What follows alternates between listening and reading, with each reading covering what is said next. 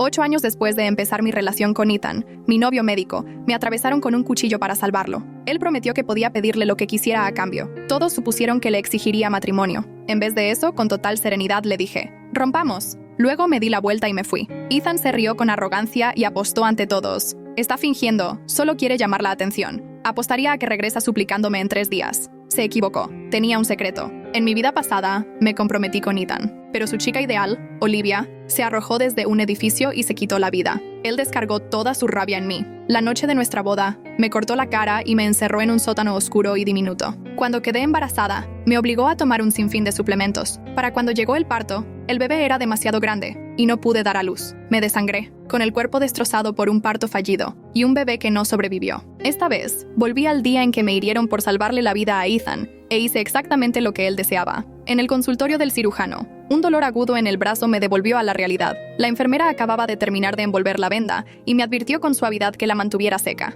Ethan, sentado en una silla a su lado, soltó con desprecio. No fue más que un rasguño. ¿Por qué exageras tanto? Guardé silencio. Otros médicos presentes intercambiaron miradas incómodas. Todos habían visto el ataque. El agresor era un exconvicto enorme, liberado hacía 2 años, y la fruta que llevaba en la mano venía con un cuchillo de casi 30 centímetros. La hoja atravesó mi brazo, dejándome con 20 puntadas. En realidad, su objetivo inicial era el corazón de Ethan. Mi silencio lo enfureció. Su rostro, de rasgos apuestos, se tornó helado. «Claire, deja de hacerte la víctima», me espetó. «Me salvaste. Dijiste que podía darte lo que quisieras, pero sigues inconforme. ¿Qué actitud es esa?» En algún momento, Ethan empezó a hablarme con ese aire de superioridad, de condescendencia. Toda su dulzura se la reservaba para Olivia, su chica ideal. Ella era una huérfana a la que había patrocinado durante una campaña de ayuda tras una inundación. Mi mirada fue a parar a la coleta de conejo rosa que él llevaba en la muñeca. Ignoré el nudo de amargura en mi pecho, alcé la vista y sonreí. ¿Cualquier cosa? Ethan vaciló. Un leve destello cruzó sus ojos. Luego miró la coleta en su muñeca, con un atisbo de turbación antes de volver a componerse. Apretó los dientes y asintió, soltando un suspiro resignado. Sí, uno de los amigos de la Facultad de Medicina intervino. «Dr. Hayes, más te vale formalizar con ella de una vez». Varios se unieron a las risas. «Sí, Dr. Hayes, ya es hora de que se casen. Yo ya tengo listo el regalo de bodas. ¿Cuándo será el gran día?» Todos se burlaban y hacían bromas. Justo cuando me disponía a terminar con Ethan, irrumpió una enfermera joven. «Dr. Hayes, Olivia está intentando suicidarse de nuevo. Si mis cuentas eran correctas, ese era el intento número 108 de Olivia, tal como ocurrió la otra vez». En cuanto la enfermera habló, Ethan salió corriendo hacia la azotea del hospital. Allí estaba Olivia, con los ojos hinchados de llorar y el rostro pálido. Vestía la camisa blanca de Ethan, dejando ver sus piernas delgadas. Recordé haberla visto durante el ataque, mientras yo protegía a Ethan. Él la sostuvo entre sus brazos. Ella venía de su oficina, usando la camisa que yo le había regalado a él. «Claire te salvó. Le prometiste que podía pedirte lo que fuera. Ella te ama con locura. ¿Te va a proponer matrimonio, cierto? Perdóname, Ethan, pero si te pierdo para siempre, prefiero morirme», sollozó Olivia con lágrimas que le surcaban el rostro. El dolor de Ethan fue evidente. «Baja de ahí, por favor. Deja que te explique», contestó con voz entrecortada, sin soltarla. Ethan siempre estuvo pendiente de Olivia. A ella le gustaba el color rosa, así que la bolsa Dior que me correspondía en mi cumpleaños terminó siendo un premio para sus buenas calificaciones. Olivia le tenía miedo a los truenos, y él corría a consolarla cada vez que lo llamaba. Incluso me gritó una vez cuando se perdió el funeral de mi abuelo por atenderla. ¿No podía elegir otro día para hacerse daño? Recordé la promesa que Ethan me había hecho, que me amaría incondicionalmente. Pero en cuanto conoció a Olivia, que tenía 18 años, todos sus afectos se desviaron por completo. Antes, yo me había consumido de celos hasta acabar en desgracia. Esta vez, no lo quería más. Los sollozos de Olivia me devolvieron al presente. Ethan ya la había rescatado. Se fundieron en un abrazo tan íntimo que me revolvió el estómago. Él temblaba, besándole el cabello. «Gracias a Dios que estás bien», murmuró. Olivia seguía temblando. «¿Vas a casarte con Claire? Si es así, entonces mejor me hubiese matado». Ethan le secó las lágrimas y cuando me miró, su expresión se volvió gélida y calculadora. «Es solo un matrimonio.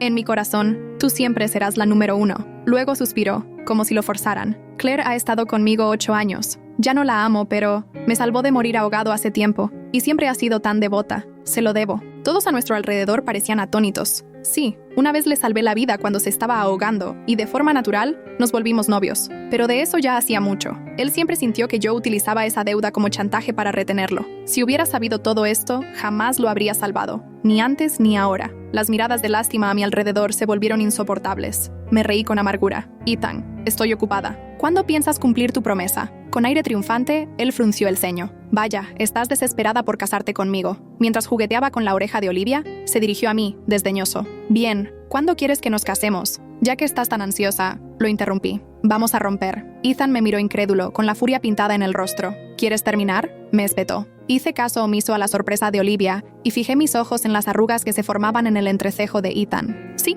¿qué clase de artimaña es esta?, exclamó Ethan, incapaz de aceptarlo. Todo el mundo sabe que me persigues desde la preparatoria. Ahora que por fin puedes casarte conmigo, ¿pretendes salir corriendo? Claire, no te engañes. Todavía llevas puesto el anillo que te di. Creyó haber descubierto un punto débil. Se veía tan engreído, tan seguro de que no me atrevería a dejarlo. Tranquila, me quité el anillo y se lo arrojé. Cierto, gracias por recordármelo. Ese anillo lo compró Ethan con su primera beca universitaria como regalo de cumpleaños para mí. Tenía grabadas nuestras iniciales. Una vez, tras un accidente de coche, lo sujeté con tanta fuerza aún estando inconsciente que él supo cuánto significaba para mí. Ahora, lo soltaba sin remordimientos. Ethan frunció el ceño sin creerme del todo. Con aire altanero me espetó. Claire, no sé qué juego traes, pero si te disculpas, haré como si nada hubiera pasado. ¿Sigues queriendo ser la señora Hayes? Pues lo serás. Forcé una sonrisa. Ethan, ojalá tú y yo consigamos justo lo que queremos. Y sin más, me di media vuelta y me marché. A lo lejos, escuché la voz de Olivia. ¿No la vas a perseguir? La respuesta de Ethan fue un bufido.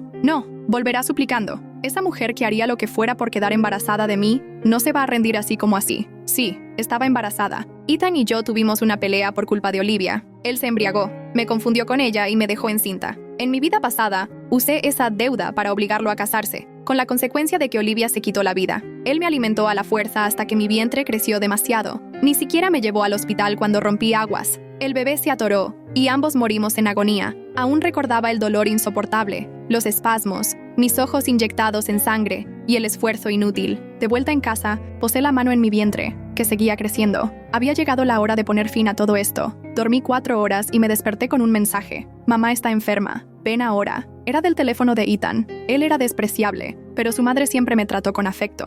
Nuestras familias eran amigas, y ella me quería como a una hija. Aún así, el texto no sonaba como si lo hubiera escrito Ethan. Él jamás usaba puntuación. Era obra de Olivia. Solo ella se atrevería a tocar su teléfono, y estaba claro que era una trampa. De cualquier forma, decidí ir. Apenas crucé la puerta, me cayó encima un balde de agua helada. El golpe de frío me hizo sentir un calambre en el vientre. Escuché carcajadas. Me encontré rodeada de un grupo de jóvenes con caras burlonas. Olivia estaba entre ellos. ¡Que se arrodille!, gritó alguien. Me soltaron una patada y caí de rodillas. Olivia sonrió con malicia. ¿Sabes cuánto te detesta Ethan, zorra?, soltó, alzando luego una botella de licor. Te acostaste con él y quedaste embarazada. Solo usas tus artimañas baratas para retenerlo. Hoy te vas a arrepentir de traer a este mundo un hijo suyo. Alzó la botella, convencida de que temblaría de miedo. No lo hice. La agarré y me la bebí toda, cada gota. Ya no quería a Ethan, ni al bebé. Olivia me llamó loca. Tomó una plancha rizadora caliente y la acercó a mis ojos. De pronto, se oyó un grito. ¡Está sangrando! Un dolor desgarrador me atravesó el abdomen.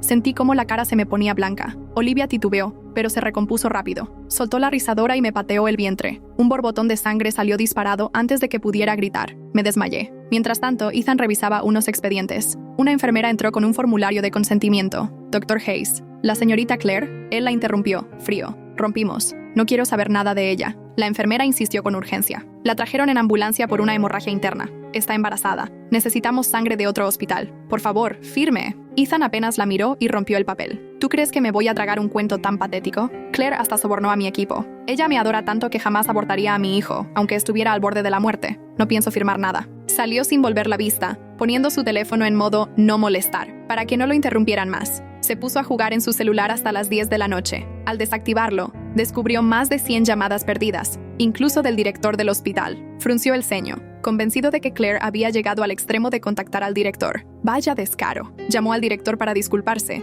pero él se limitó a ordenarle con frialdad: regresa de inmediato al hospital, y cortó la llamada. Sin entender nada, Ethan condujo hasta allí, sin notar la preocupación en el rostro de Olivia. Lo recibieron con gestos hostiles, algo que no era habitual, ya que siempre había gozado de buena reputación. Al salir del ascensor, su propia madre lo abofeteó. Él se tocó la mejilla, atónito. «¿Mamá? ¿Qué pasa?». La mujer, con los ojos hinchados de tanto llorar, le gritó casi fuera de sí: «¡Monstruo! ¿Por qué no firmaste el consentimiento? ¿Sabes que Claire tuvo un aborto espontáneo y perdió el útero por tu culpa?». Un oficial de policía dio un paso al frente y le mostró la pantalla de su celular. Era un video mío, en un vestido blanco empapado de sangre, inconsciente sobre una camilla. El rojo intenso manchaba la tela y el metal frío de la camilla. Desperté en la UCI 3 días después. Todo era borroso y el olor a antiséptico me invadía las fosas nasales. Un dolor sordo palpitaba en mi vientre, como si me hubieran arrancado algo desde dentro. Supongo que así fue. La madre de Ethan estaba sentada junto a mi cama, con los ojos hinchados y rojos. Al verme abrir los ojos,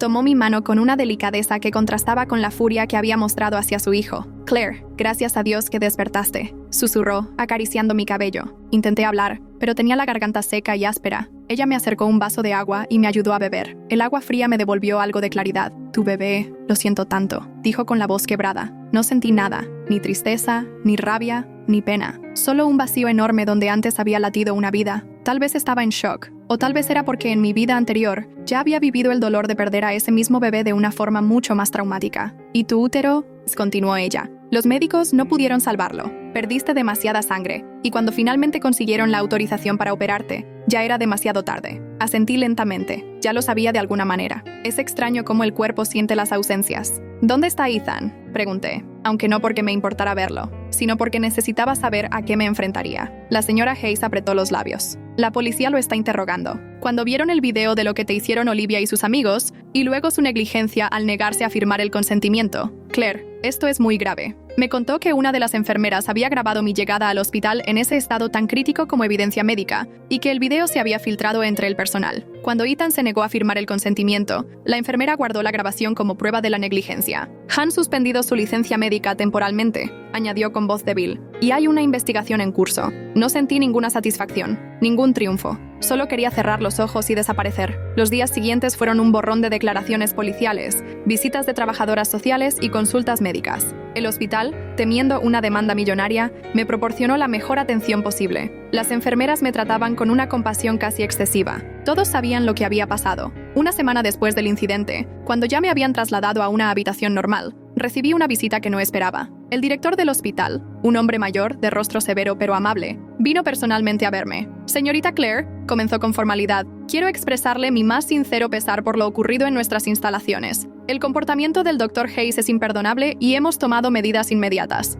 Me explicó que habían suspendido a Ethan indefinidamente y que el hospital cooperaría plenamente con la investigación criminal. Luego, con cierta incomodidad, mencionó la palabra compensación. «No quiero su dinero», le dije con voz plana. «Solo quiero que él nunca pueda hacerle esto a otra persona». El director asintió gravemente. «Lo entiendo, pero considere que su tratamiento de fertilidad futuro, si decide explorarlo, será costoso. ¿Y el trauma psicológico? ¿Fertilidad?». Solté una risa amarga. «Me han quitado el útero. No hay tratamiento que pueda cambiar eso». Él bajó la mirada. «Existen otras opciones, señorita Claire. Gestación subrogada, adopción. El dinero puede ayudarla en ese camino cuando esté lista». Dejé que sus palabras penetraran en mi mente. No había pensado en eso. No había pensado en nada más allá de sobrevivir día a día. Me dieron el alta médica 2 semanas después, aunque seguía débil y necesitaba reposo. La madre de Ethan se ofreció a cuidarme en su casa, pero decliné. Necesitaba estar sola. Afortunadamente, tenía algunos ahorros que me permitirían mantenerme mientras me recuperaba. La investigación policial avanzaba rápidamente. El video del ataque de Olivia se había recuperado de las cámaras de seguridad del edificio donde vivía Ethan, y varios de los presentes, aterrorizados por las consecuencias, habían confesado. Olivia fue arrestada por agresión, y Ethan enfrentaba cargos por negligencia médica y complicidad después del hecho, ya que las pruebas mostraban que él sabía lo que Olivia planeaba hacer. Un mes después del incidente, recibí una llamada del fiscal asignado al caso. «Señorita Claire, necesitamos su declaración formal para proceder con los cargos contra el Dr. Hayes y la señorita Olivia. ¿Se siente con fuerzas para venir mañana a la fiscalía?». Respiré profundamente. Era el momento de la verdad. «Estaré allí», respondí. Esa noche apenas dormí. Cuando finalmente concilié el sueño, soñé con mi vida anterior, con ese sótano oscuro donde Ethan me había encerrado, con el dolor insoportable del parto y la sensación de desangrarme lentamente hasta morir. Me desperté empapada en sudor frío, temblando. ¿Había sido realmente otra vida? ¿O simplemente mi mente fabricando una justificación para alejarme de una relación que sabía que era tóxica? A veces me preguntaba si estaba loca. Si todo había sido una alucinación, y Ethan realmente era el hombre perfecto que todos creían que era, excepto yo. Pero las cicatrices en mi abdomen me recordaban la verdad. Ethan me había dejado morir. Si no fuera por la intervención de otros médicos que ignoraron su negativa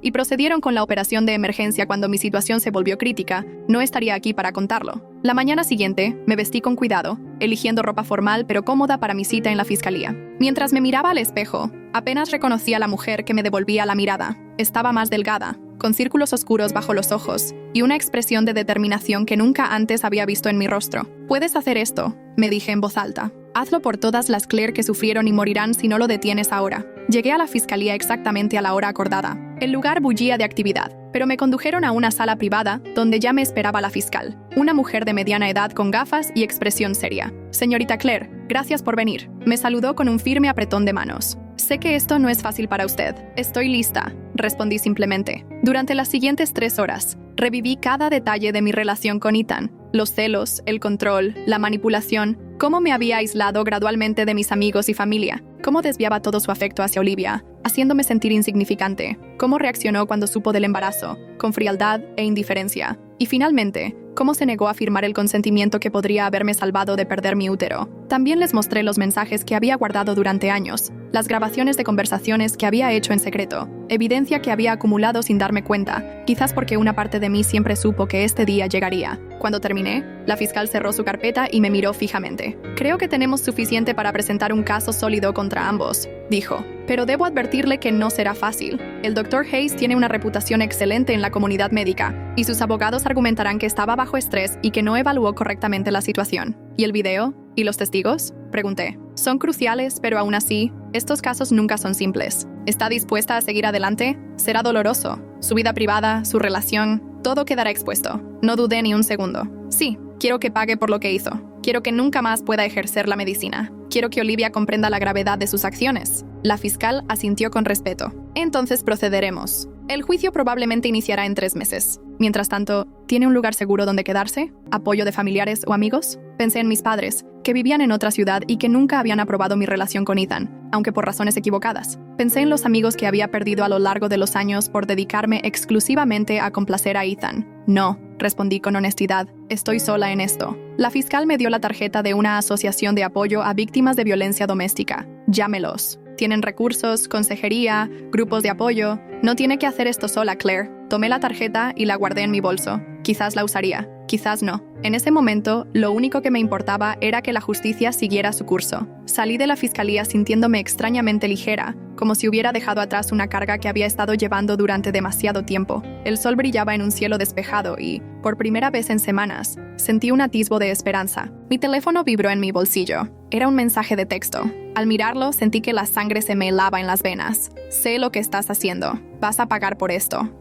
Ethan. Todavía intentando controlarme, amenazarme, dominarme. Bloqueé su número y seguí caminando con la cabeza alta. Ya no tenía miedo. Los 3 meses siguientes fueron un infierno de preparaciones legales, entrevistas con abogados y terapia. Sí, finalmente decidí llamar al número que me dio la fiscal y comencé a asistir a sesiones de terapia y a un grupo de apoyo para mujeres que habían sobrevivido a relaciones abusivas. Al principio me sentía fuera de lugar. Muchas de las mujeres mostraban cicatrices visibles de violencia física, algo que Ethan nunca me había infligido directamente, al menos no en esta vida. Pero conforme escuchaba sus historias, reconocía patrones familiares. El aislamiento, las pequeñas humillaciones diarias, el control financiero, la manipulación emocional, diferentes formas de abuso, pero abuso al fin y al cabo. Una semana antes del juicio, recibí una llamada inesperada de la madre de Ethan. Claire, necesito verte, dijo con voz temblorosa. Por favor. Accedí a encontrarme con ella en una cafetería neutral, lejos del hospital y de cualquier lugar asociado con Ethan. Cuando llegué, parecía haber envejecido 10 años. El pelo, antes perfectamente teñido,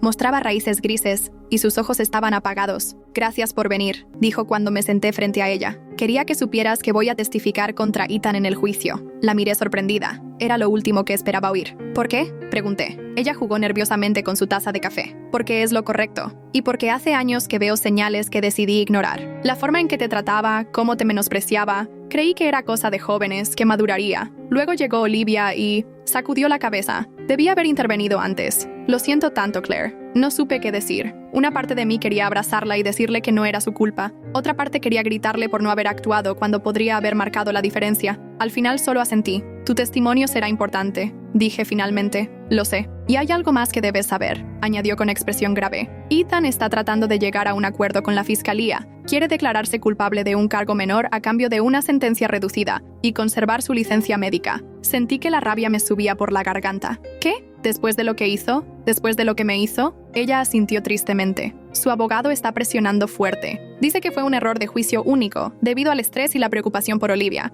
no un patrón de comportamiento. Están ofreciendo una compensación económica sustancial. No quiero su dinero, respondí con firmeza. Quiero justicia. Quiero que nunca pueda hacerle a otra mujer lo que me hizo a mí. La señora Hayes tomó mi mano a través de la mesa. Entonces lucha, Claire. Yo estaré a tu lado. El día del juicio llegó demasiado pronto y a la vez después de una eternidad de espera. El juzgado estaba lleno, principalmente de personal médico del hospital, y periodistas atraídos por el escándalo de un médico prominente enfrentando cargos tan graves. Ethan entró escoltado por su abogado, un hombre de traje caro y expresión confiada. No me miró ni una sola vez mientras se sentaba en el banquillo de los acusados. Olivia estaba en una sala separada, ya que su caso se juzgaría después. Mi testimonio fue el primero. Durante 4 horas agonizantes, relaté cada detalle de nuestra relación, cada incidente que demostraba el patrón de abuso emocional. El abogado de Ethan intentó retratarme como una novia obsesiva y manipuladora, pero yo permanecí firme, apoyada por las pruebas que había recopilado durante años. Lo más difícil fue cuando mostraron el video de mi llegada al hospital, empapada en sangre, y la grabación de Ethan negándose a firmar el consentimiento. El silencio en la sala era tan denso que podía cortarse. Vi a varias personas llorando, incluida la madre de Ethan. Los testimonios continuaron durante días. Enfermeras, médicos, incluso pacientes de Ethan que habían presenciado cómo me trataba cuando iba a visitarlo al hospital. Y finalmente, el testimonio más devastador, el de la propia madre de Ethan. Ella habló con voz clara y firme, describiendo cómo había visto a su hijo cambiar a lo largo de los años, volviéndose más arrogante, más controlador, especialmente conmigo. Describió las ocasiones en que había presenciado su desprecio hacia mí, sus manipulaciones, y cómo ignoró sus consejos cuando le dijo que me tratara mejor. Mi hijo se convirtió en un hombre que no reconozco, concluyó con lágrimas en los ojos, y debo asumir parte de la responsabilidad por no haberlo detenido antes. Ethan finalmente me miró entonces, con una mezcla de incredulidad y furia. No podía creer que su propia madre testificara en su contra. El jurado deliberó durante solo 3 horas antes de emitir su veredicto, culpable de negligencia médica grave y complicidad en agresión. La sentencia llegó una semana después, 5 años de prisión y la revocación permanente de su licencia médica. Cuando escuché la sentencia, no sentí triunfo ni satisfacción, solo un cansancio inmenso y el deseo de que todo terminara de una vez. Olivia recibió una sentencia de 3 años por agresión agravada, con la posibilidad de libertad condicional después de 18 meses si mostraba buen comportamiento y se sometía a terapia psicológica. El hospital llegó a un acuerdo extrajudicial conmigo por una suma considerable, suficiente para no tener que preocuparme por el dinero durante muchos años. También se comprometieron a revisar sus protocolos y a implementar programas de capacitación sobre violencia doméstica para todo su personal médico. Los meses siguientes a la sentencia fueron un periodo de recuperación lenta. Utilicé parte del dinero para comprar un pequeño apartamento en una ciudad diferente, lejos de todos los recuerdos dolorosos. Continué con la terapia y poco a poco comencé a reconstruir mi vida. 1 año después del juicio, recibí una carta inesperada. Era de Ethan, escrita desde la prisión. Dudé en abrirla, temiendo que fuera otra manipulación o una amenaza velada. Finalmente, decidí que necesitaba enfrentar cualquier cosa que tuviera que decir para poder cerrar este capítulo de mi vida. La carta contenía una disculpa. No una de esas disculpas falsas llenas de justificaciones y peros, sino un reconocimiento sincero del daño que me había causado. Escribió sobre la terapia que estaba recibiendo en prisión, sobre cómo estaba comenzando a entender sus patrones de comportamiento destructivo. No pedía perdón ni una segunda oportunidad, solo quería que supiera que finalmente veía la verdad de sus acciones. No respondí a la carta, no tenía nada más que decirle a Ethan, pero esa noche dormí mejor de lo que había dormido en años. 2 años después del juicio, tomé una decisión que cambiaría mi vida. Usé parte del dinero del acuerdo para inscribirme en la Facultad de Derecho, especializándome en casos de abuso doméstico y negligencia médica. Quería utilizar mi experiencia para ayudar a otras mujeres atrapadas en situaciones similares. Durante mi 2º año de estudios, me involucré con una organización que ayudaba a mujeres que habían perdido la capacidad de tener hijos debido a violencia o negligencia médica. Muchas, como yo, habían sido víctimas de parejas abusivas o médicos negligentes. Fue allí donde conocí a Mariana, una trabajadora social dedicada que había fundado la organización después de que su hermana muriera en circunstancias similares a las mías. Nos hicimos amigas rápidamente, unidas por experiencias compartidas y un compromiso con la justicia. Un día, mientras trabajábamos en un caso particularmente difícil, Mariana me hizo una propuesta. Claire, estamos expandiendo nuestro programa de adopción y subrogación para mujeres que han perdido la capacidad reproductiva por violencia. Necesitamos a alguien que entienda tanto el aspecto legal como la experiencia personal. ¿Te interesaría dirigirlo? Me quedé sin palabras por un momento. Era una oportunidad para transformar mi dolor en algo positivo, para ayudar a mujeres que habían pasado por lo mismo que yo a encontrar otra forma de ser madres, si así lo deseaban. Sí, respondí finalmente. Me encantaría. En los años que siguieron, nuestro programa ayudó a docenas de mujeres a adoptar o a tener hijos mediante gestación subrogada. Cada vez que veía a una de estas mujeres sostener a su bebé por primera vez, sentía una mezcla de alegría por ellas y una punzada de dolor por lo que yo había perdido, porque a pesar de todas mis victorias profesionales y de la vida significativa que había construido, seguía habiendo un vacío que no podía llenar. No solo había perdido un bebé y la capacidad de tener hijos, había perdido la oportunidad de crear mi propia familia en mis propios términos. 5 años después del juicio, recibí una notificación de que Ethan sería liberado por buen comportamiento. Sentí un breve momento de pánico, pero luego recordé lo lejos que había llegado, lo fuerte que me había vuelto. Ya no tenía poder sobre mí. Una semana después de su liberación, recibí otra carta suya. Esta vez, la abrí sin vacilar. Claire, escribió, no busco tu perdón ni tu amistad. Solo quería que supieras que estoy siguiendo un programa de rehabilitación y que he decidido dedicar el resto de mi vida a trabajar con hombres abusivos para ayudarles a cambiar. El daño que te hice es irreparable, lo sé, pero quizás pueda prevenir que otros hagan lo mismo. Es lo mínimo que puedo hacer. Esta vez, decidí responder, no con una carta, sino con un breve mensaje de texto. Ethan, espero que encuentres redención en tu trabajo. Yo la encontré en el mío. Nunca volvimos a comunicarnos. Hoy, 10 años después de aquel día en que me apuñalaron para salvar a Ethan, dirijo una fundación que ayuda a mujeres que han perdido su capacidad reproductiva debido a violencia o negligencia. Tenemos programas de adopción, subrogación y apoyo psicológico. Nunca me casé ni tuve hijos propios. A veces me pregunto cómo habría sido mi vida si las cosas hubieran sido diferentes, si hubiera reconocido las señales de abuso antes,